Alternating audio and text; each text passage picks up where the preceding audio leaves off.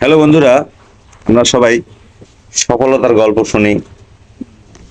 অনেকে সফল হয় অনেক ক্ষেত্রে, কেউ রাজনীতির ক্ষেত্রে, কেউ ইঞ্জিনিয়ারিং ক্ষেত্রে, কেউ বৈজ্ঞানিক ক্ষেত্রে, কেউ টেকনিক্যাল ক্ষেত্রে, কিন্তু কেউ ফেসবুকের ক্ষেত্রেও সফল হয়। আমরা দেখি মিলিয়ন মিলিয়ন ভিউ হয়, তাদের লক্ষ লক্ষ টাকা ইনকাম হয়।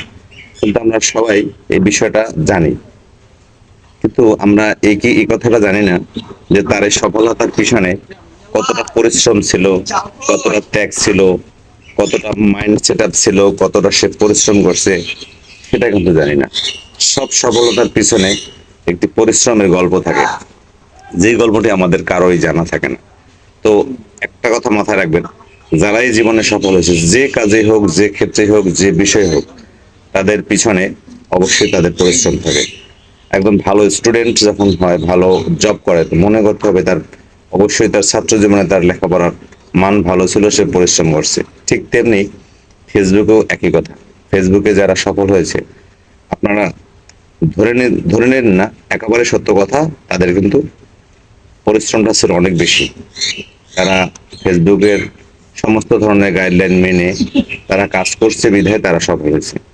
তো এখন আপনি ভাবতে পারেন যে আমি কেন হচ্ছি না। নিশ্চয়ই আপনার কোথাও ত্রুটি আছে, আপনার কোথাও গাইডলাইন ফলো করার কোনো সমস্যা আছে, আপনার সদিচ্ছার অভাব আছে, আপনি এই বিষয়টাকে চ্যালেঞ্জ হিসেবে নিচ্ছেন না, গতানুগতিক ভাবে করার কাজ করতেছেন, হলে হলো, না হলে না হলো। হয়তো এরকম মানসিকতা নিয়ে কাজ করতেছেন। তো এই ধরনের ভাবে যারা কাজ করবেন, তারা কখনো এখান থেকে সফলতা পাবেন না। কারণ হচ্ছে এটা একটা ওয়ার্ল্ড ওয়াইড একটা বিষয়। ফেসবুকটা হচ্ছে একটা ওয়ার্ল্ড ওয়াইড বিষয়, নট অনলি বাংলাদেশের একটা ব্যাপার না। বিলিয়ন বিলিয়ন লোক, মিলিয়নও না। তো সেখানে মানুষ কাজ করতেছে যার যার দক্ষতা যোগ্যতা অনুযায়ী, যার যার যে অভিজ্ঞতা হাতে সেটাই সে কাজ করতেছে। তো এখান থেকে আপনি হুট করে একেবারে সফলতা পাবেন, এটা কিভাবে আশা করেন? আপনি 100 200 500 পোস্ট করলেন, কিছু ভিডিও দেখলেন, 2 মাস পরিশ্রম করলেন, আপনি সফলতা পেলেন না, ছেড়ে দিলেন। এরকমই সবাই ঝরে যায়। 15 দিন কেউ কাজ করে, কেউ 1 মাস কাজ করে, কেউ 6 মাস করে, কেউ 1 বছর করে, তারপর আর করেন। তো যারা দেখেন, যারা দাঁড়াইছে, তারা অনেক পরিশ্রম করছে। একটা ভিডিওর পিছনে প্রচুর তারা সময় দেয়। ক্যামেরাম্যান সাথে থাকতে হয়, ভালো একটা ক্যামেরার প্রয়োজন আছে। তার আগে একটা থিম তৈরি করতে হয় যে কি বিষয়ে আমি ভিডিওটা করব। এই যে টোটাল বিষয় একটা ভিডিও করার পিছনে সে সময় দেয়। সেকেন্ড হচ্ছে সে ফেসবুকের গাইডলাইন মেনে অন্যদের ভিডিওগুলো দেখে, সেখানে রিয়াকশন দেয়, কমেন্টস করে, নিজেকে ছড়াই দেয়, অ্যাক্টিভ থাকে। ফেসবুকে কতটা কি কতক্ষণ অ্যাক্টিভ থাকে সেটা তো ফেসবুক দেখে।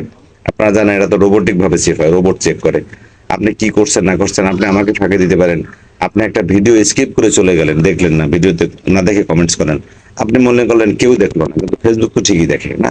তো এখান থেকে কোনো মানে এড়ানোর কোনো সুযোগ নাই যে আপনি আপনি এড়াতে পারেন, ঠিক আছে। এই বাংলা কথা বলে নইসার আপনার মানে তামাক খায়, একটা বাংলা ছিল যে আপনি তামাক খাচ্ছেন, আপনি নইসার আড়ালে 100 আড়াল করে দেখছেন, ভাবছেন অন্য কেউ আপনাকে দেখেন, তো অন্য তো দেখে। তো ফেসবুকে তো রোবোটিক্স চেক করে, সেখানে কোনো রকম সুযোগ নেই কারো এড়িয়ে যাওয়ার। তো ভাই অনুরোধ করবো, যারা কাজ করতে চান অধৈর্য হওয়ার প্রয়োজনে। আরেকজনে আপনার পাশে কেউ কন্টেন্ট ক্রিয়েটর, সে মনিটাইজেশন পেয়ে গেল, আর আপনি দেখা গেল তার থেকে অনেক আগে থেকে শুরু করছেন, অনেক আগে বা বছর 2 আগে শুরু করছেন, বা আপনি তার থেকে তার আপনার ফলোয়ার 10,000 গুণ বেশি, বা 10 গুণ বেশি, বা 20 গুণ বেশি, 500 গুণ বেশি, আপনার ভিউ বেশি, বাট আপনি মনিটাইজেশন পাচ্ছেন না। নিশ্চয়ই আপনার কোনো ত্রুটি আছে, নিশ্চয়ই কোথাও আপনার গ্যাপ আছে কাজের ক্ষেত্রে। তো এই বিষয়গুলো আপনাকে সতর্ক থাকতে হবে। আপনাকে আগে মাইন্ড সেট আপ করতে হবে যে না, এখান থেকে আমি সফল হব, এবং সেজন্য যতটা সম্ভব সাধ্য মতো আর কি, সাধ্য মতো। সবাই তো আর সব রকম পেশাগতভাবে এটাকে ফেসবুক থেকে ইনকামের পেশা হিসেবে নিচ্ছে না। আমরা যারা জব করি, আমরা তো ভাবে নিচ্ছি না, তারপরে যতটা সময় পারি কাজ করি। নানা সমালোচনা থাকবে, নানা কথা থাকবে, ঠিক আছে। আপনি সফল হবেন, সবাই আপনাকে বাহবা দেবে। আর আপনি অসফল হলে আপনাকে বলবে আপনি ব্যর্থ, নানা রকম কুৎসা বলবে, বিভিন্ন রকম ফালতু কথাবার্তা বলবে। সে কারণে বলছি যে আপনারা অধৈর্য হওয়ার কিছু নেই, কাজ করে যান। আর সবসময় চেষ্টা করবেন অন্যের মাঝে নিজের পেজটাকে বা প্রোফাইলটাকে ছড়িয়ে দিতে। একার মতো করে ভাববেন না কখনো, ঠিক আছে। কাউকে ছোট ভাববেন না। ছোটরাই সবসময় দেখবেন বেশি তারা বা আপনাদেরকে ব্যাক আপ করবে। কারণ ছোটদের, ছোট বলতে নতুন, যারা নতুন তাদের কিন্তু আগ্রহটা বেশি থাকে। তার তো ছোট পেজ, তার অনেক গরজটা বেশি থাকে। তারা কিন্তু সবার বাড়ি যায়, ভিডিও দেখে, কমেন্টস করে। বড়দের কিন্তু সাধারণত তারা ফিডব্যাক কম দেয়, ছোটরাই বেশি দেয়, নতুনরা বেশি দেয়। তো নতুনদের সাথে থাকার চেষ্টা করবেন সবসময়। খুঁজে খুঁজে দেখবেন যারা নতুন, তাদের ফলোয়ার কম, তাদের ওখানে বেশি যাবে, কারণ তাদের পেটে কিন্তু খিদা আছে, তাদের কিন্তু চাহিদা আছে। সো এই বিষয়গুলো মাথায় রাখেন, সবার ভিডিওগুলো দেখেন, বেশি বেশি কমেন্টস করেন। ভিডিও দেখলেন কমেন্টস করলেন না সেটা না, কমেন্টসও করবেন, পাশাপাশি কিন্তু রিপ্লাই কমেন্টস করার চেষ্টা করবেন। ঠিক আছে, এটা করবেন। আর একটা অনুরোধ করে যে আপনারা ওই যে মেটা বিজনেস সুইট, ওই অ্যাপসটা নামাবেন, ওই অ্যাপসটা নামে ওখান থেকে আপনারা রিপ্লাই কমেন্টস গুলো করবেন।